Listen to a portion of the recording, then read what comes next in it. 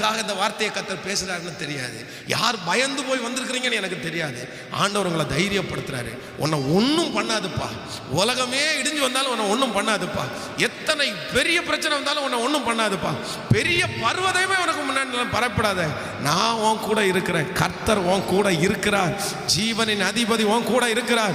ஹல்லேலூயா. அவர் உன் கூட இருக்கும்போது கவலைப்பட வேண்டியது இல்லை. உன் பிள்ளையை குறித்து கவலைப்பட வேண்டாம். உன் பிள்ளையை குறித்து பிள்ளையோட கர்த்தர் இருக்கிறார், உங்க பிள்ளையோட கர்த்தர் இருக்கிறார், அது போதும்.